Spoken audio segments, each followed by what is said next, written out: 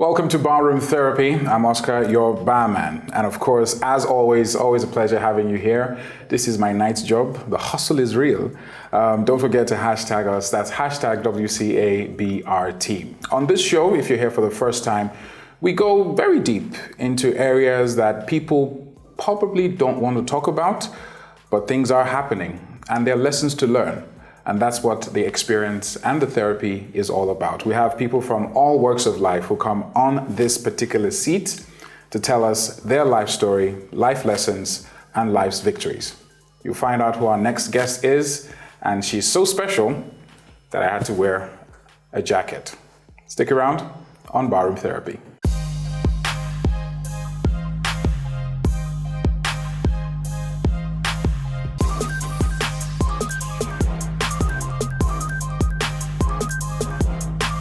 Our guest today is a woman who I read up, I've met, and I have so much respect for. In fact, I had to get extra seated up today.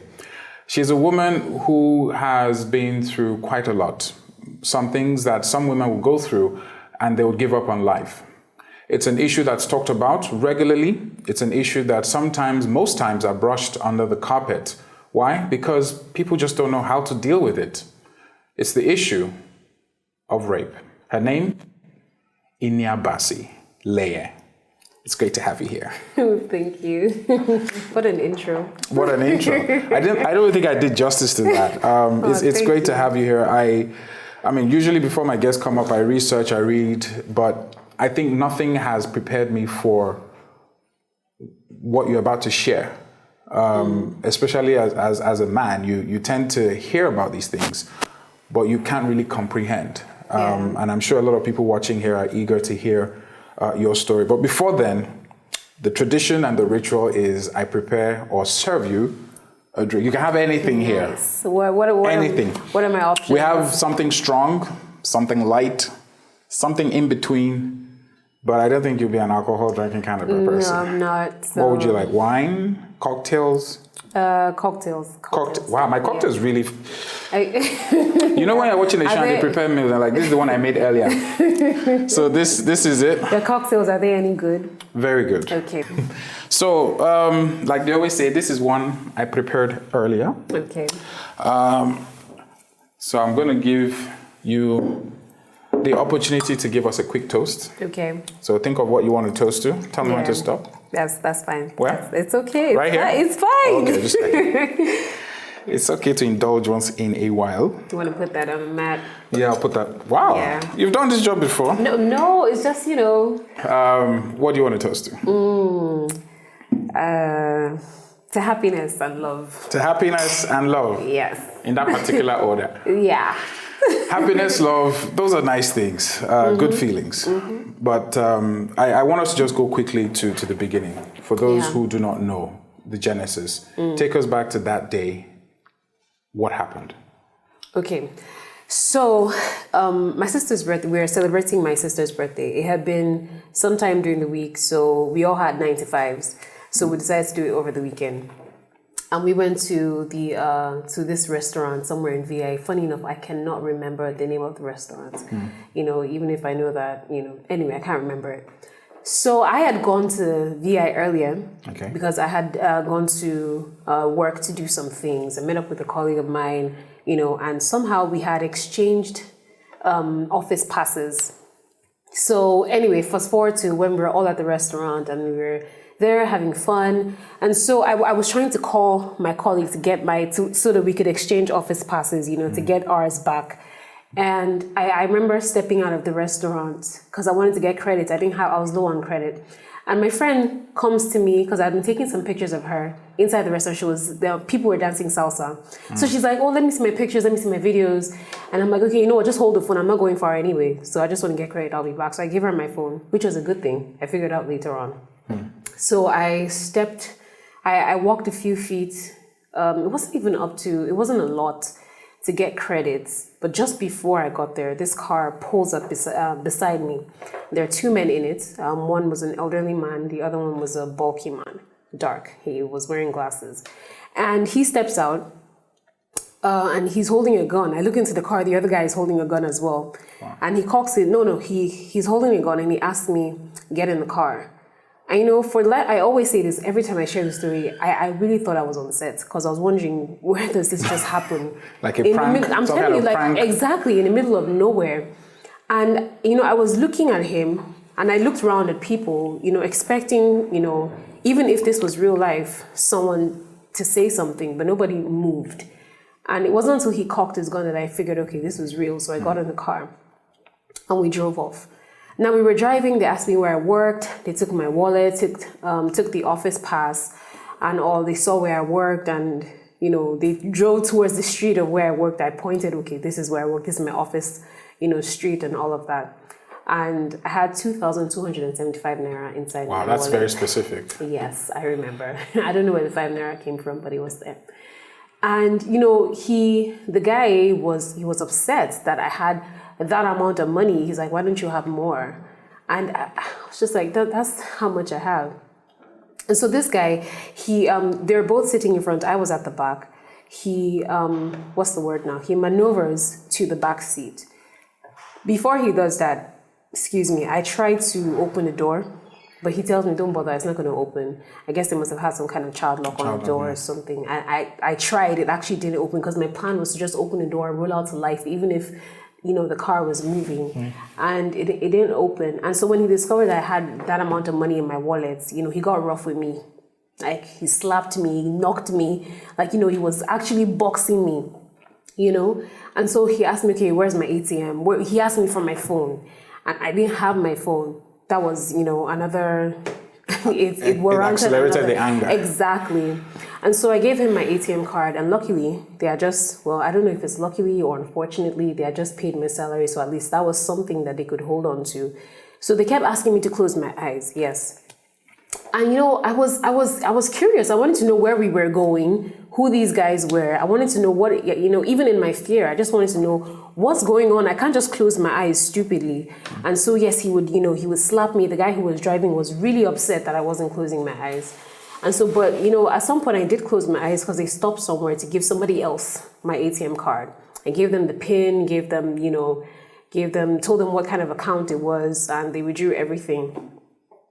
And we went. So along the way, while we were moving, this guy at the back, he begins to ask me questions, strange questions about my life, about my family, what I was doing in VI, and then he asked me to perform oral on him. And, at first I couldn't believe it. So I just thought, what? The worst could happen after. If I do this, probably they will let me go. So I did it. And while he was there, he was holding my hair painfully and, giving me instructions, do it this way, don't do it that way, don't put spit on me, don't do this. It was horrifying. I honestly, felt a little bit of mortification cripple into my mind, but I just told myself, you think about this later, just do this so you can survive. And then, okay, so that passed, and that was around the time they were withdrawing money from my account. So that passed, the car kept on moving. We were just going round and round in circles. Were you aware of where you were? Well, no. Most of the time, no, because I wasn't paying attention. But when I would pay attention, I would notice certain places in VI. So that's how I knew that we were just going round in circles. The car was just moving. And the strange thing that I was thinking was that all of this is happening inside this car and people were just walking about normally. What time was this? Like, this was in the evening, but as at the time that they picked me up, the sky was a little bit dark. It was around past 6, and time was just going. It had gotten dark, I was in the car, and then he asked me to take off my clothes. Now, I was wearing a jumpsuit, just like this, and if a jumpsuit, if you know anything about it, it's just one piece of clothing. Once you take it off, that's it. And I took off my jumpsuit. I was sitting there in my underwear. I was just praying, God, please don't let him touch me. Don't let him touch me. And then he made to touch me. I held his hand, and he just slapped me. And then he asked me, take off your underwear. And I hesitated because I couldn't believe this was happening. And then I eventually did take off my underwear. So I was sitting there in the car, in the backseat of the car, just crying and just naked and begging him, and then he began to touch me and I was begging. I was really begging him, And the guy in front just kept saying, she's not closing her eyes. In my mind, I'm thinking, this is all you're concerned about, that I'm not closing my eyes when my whole world is crashing down around me, you know. And I remember just praying and pleading the blood of Jesus. You know how people say, oh, I pleaded the blood of Jesus and something just happened. And I was just there. And then, but eventually he did rape me. I remember while it was happening, I blanked my mind. That was the only way I could have gotten through it. I don't know how it happened, but my mind became numb. And I remember staring outside and watching people enter a bus around Bar Beach. We were at a traffic light. Yeah, but there were no cars around us. It was just a couple of people boarding a bus. You know, these little details, as I'm reciting this story to you, there are some of these details that come back to me sometimes whenever I recite the story. I didn't remember this about like last month when I recited the story. I was talking to my husband about it this morning, and I was like, oh, do you know that there were actually people boarding a bus when we were at a traffic light around Bar Beach? Anyway, so that happened. And then after everything, you know, he asked me to dress up. I dressed up, and he dropped me around Sakatinubu. This was about 2 streets behind my office then. So I got down, and then he came down. Okay, he maneuvered to the front seat, came down, opened the door from outside. He gave me my wallet, gave me 275 naira and my office pass, and told me to, you know, use it as transportation to go to wherever I was going. And so I stumbled forward. I intended to walk to my office since I realized where I was, but I couldn't. I was shaking. So I just saw a yellow cab with an elderly man who had probably decided to close for the night.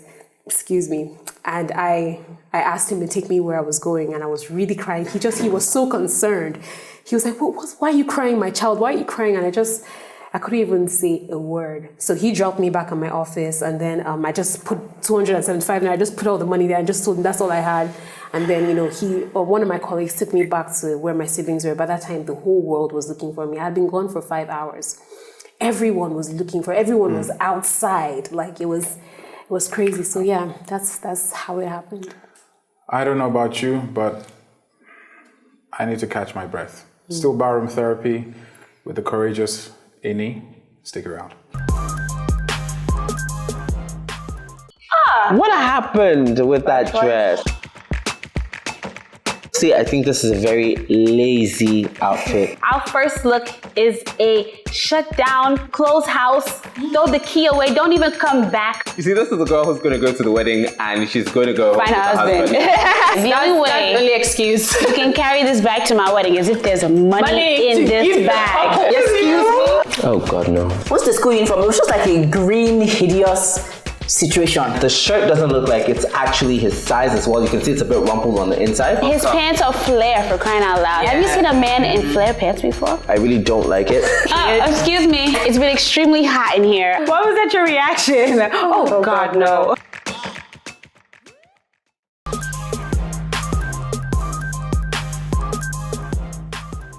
If you're feeling shocked, if you're feeling sober, those are some of the feelings you have from just listening. How much more if you went through the ordeal? Ine is still here with me in one piece. And I must say, in all the times I've been on this show, in this bar, I'm lost for words. I'm here and I'm livid, I'm angry.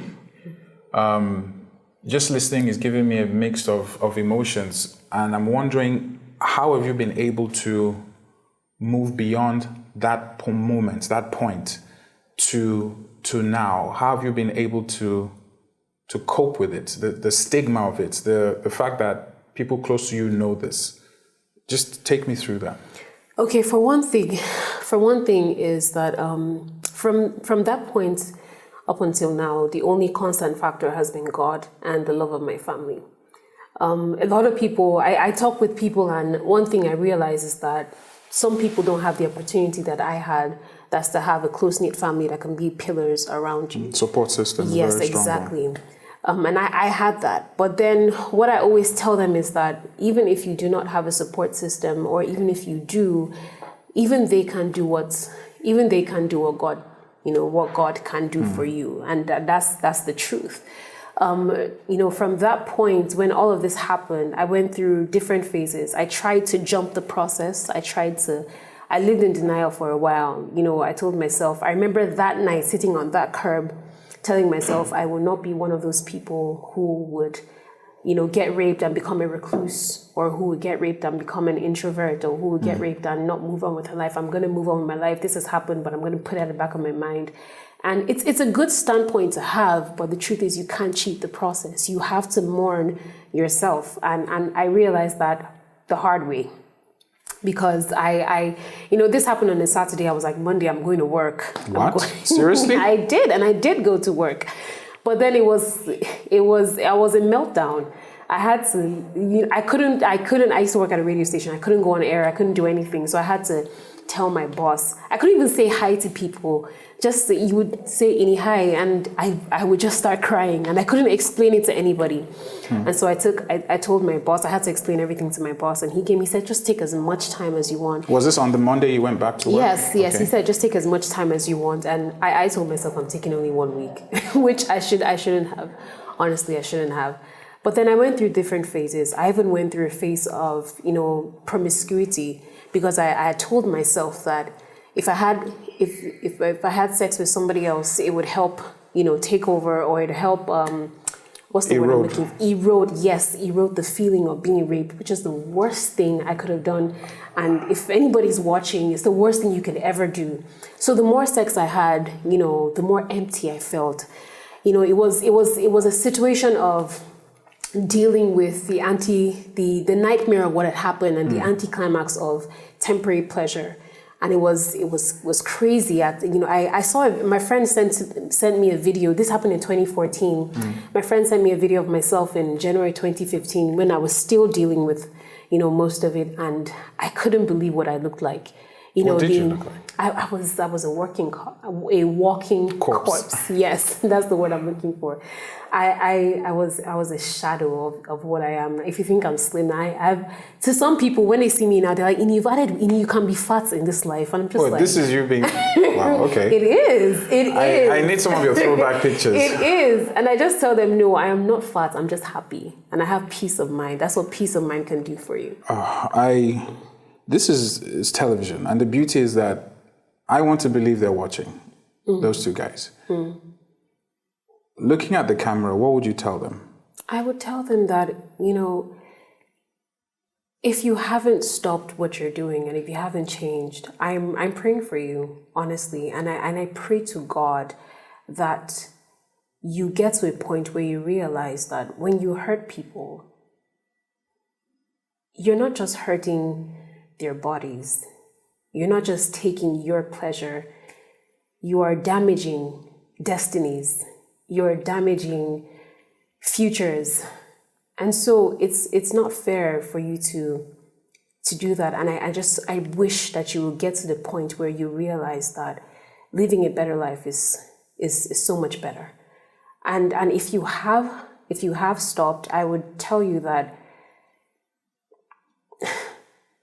you've made me the happiest person in life if you have stopped. And I forgive you. I forgive you. I hold nothing against you, because I know now, with the spiritual understanding that I have, that if you knew better, you would do better. And also, I also pray that you find it in yourself to forgive yourself, because at the end of the day, that would be the best thing for you.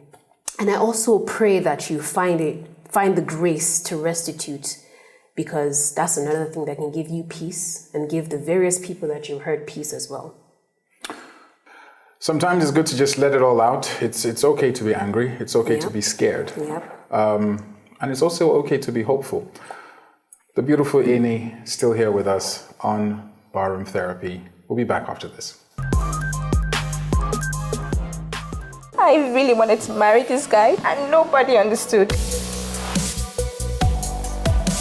First 5 years was a mix of, settling in. I don't know what she'll say, but I think the first 5 years was actually not so bad. I gave him a tough time. My shirt is hanging on the wardrobe. I like it like that, because next time when I want to pick them, I know exactly where they are. Sex life when the baby came. The thing that actually attracts you to somebody is probably the thing that would annoy you the most. My money is my money, and his money is our money. Yes, I was happy it was my wedding. My clothes were already ironed, everything was set 2 nights before. The reason why I married this woman is because she doesn't have drama. I treat my pain, so just in case you don't know, let me just tell you the truth.